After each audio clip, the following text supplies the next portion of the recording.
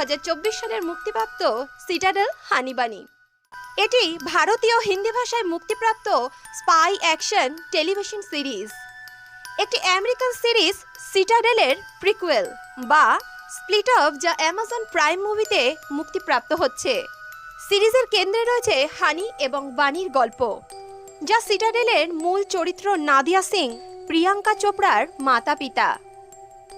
এটি একটি action packed thriller, যেখানে রয়েছে উত্তেজনাপূর্ণ সাসপেন্স, প্রচুর অ্যাকশন সিকোয়েন্স এবং চরিত্রগুলোর মধ্যে গভীর সম্পর্কের দৃষ্টিভঙ্গি। এখানে আমরা গল্পের প্রতিটি দিক বিস্তারিতভাবে তুলে ধরব, সেই সাথে এই সিরিজের ভিন্ন ভিন্ন দিকও চিহ্নিত করব, যা একে দর্শকদের কাছে আরও বেশি আকর্ষণীয় করে তুলবে।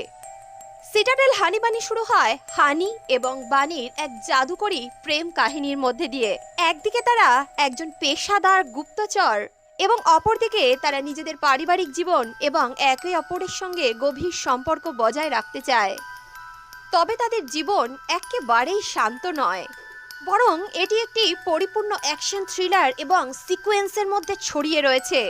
হানি ও বানির জীবন এমন একটি মুহূর্তে চলে আসে যেখানে তারা শুধু নিজেদেরকে বাঁচাতে নয়, তাদের পরিবার এবং পৃথিবী জুড়ে রহস্যময় লড়াইয়ের বিরুদ্ধে সংগ্রাম চালিয়ে যেতে হয়। সিরিজটির কাহিনীতে হানি এবং বানির চরিত্রে অভিনয় করেছেন বরুণ ধওয়ান, সামান্থা রুথ প্রভু, যা তাদের পারফরম্যান্সে এক নতুন মাত্রা যোগ করে। প্রথম পর্বে আমরা হানি এবং বানির প্রথম দিনের যাত্রার একটি দারুণ সংমিশ্রণ দেখতে পাই। তাদের এক্সক্লুসিভ মিশনে জড়িয়ে পড়ার পর তারা বুঝতে পারে যে একটি সুপার গোপনীয় গোয়েন্দা সংস্থা সিটাডেল তাদের জন্য একটি রহস্যময়ী মিশন তৈরি করেছে। মিশনটি একদিকে যেমন তাদের জীবনের পরিবর্তন এনে দেয়, অন্যদিকে এটি তাদের সম্পর্কের মধ্যেও প্রভাব ফেলে। হানি ও বানির পারফরম্যান্স এতটাই মজাদার এবং উত্তেজনাপূর্ণ যে দর্শকরা তাদের চরিত্রে নিজেদের নিঃশব্দতা খুঁজে পাবে। বিশেষ করে বরুণ ধওয়ান এবং সামান্থা রুথ প্রভু তাদের অ্যাকশন দৃশ্যগুলিকে খুব ভালোভাবে ফুটিয়ে তুলেছেন। তাদের দুজনের অভিনয় এই অ্যাকশন সিরিজটিকে অনেক বেশি জনপ্রিয়তা দিয়েছে। মাঝের পর্বগুলিতে হানি এবং বানির মধ্যেকার সম্পর্ক অনেকটা জটিল হয়ে যায়। যেখানে প্রথম দিকে তারা একে অপরের প্রতি আস্থাশীল ছিল, সেখানে তারা এখন নিজেদের মধ্যে ভুল বোঝাবুঝিতে আটকে পড়েছে। সাসপেন্স এবং থ্রিলার যে পর্যায়ে চলে যায়, সেখানে তাতে শুধু অ্যাকশন নয়, চরিত্রগুলোর মধ্যে মানসিক লড়াইও দর্শকদের চমকে দেয়।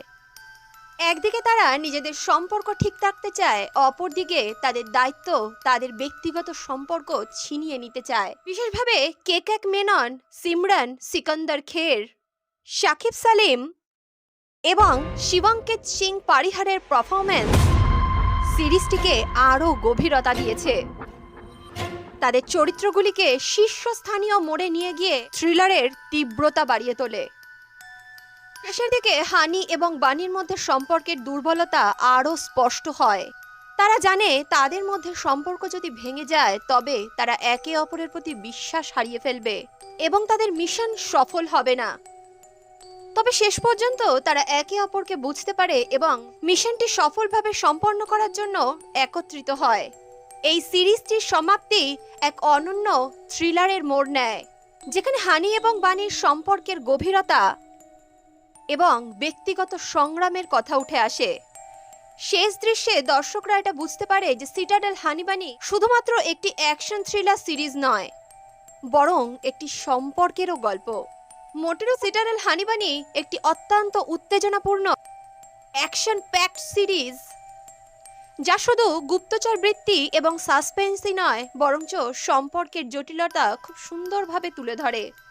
সিরিজটির অসাধারণ স্ক্রিপ্ট, আকর্ষণীয় চরিত্র এবং চমৎকার পারফরম্যান্সের মাধ্যমে এটি দর্শকদের মন জয় করেছে। বিশেষ করে বরুণ ধওয়ান এবং সামান্থা রুথ প্রভুর জুটি এক বিশেষ ধরনের মাত্রা যোগ করেছে।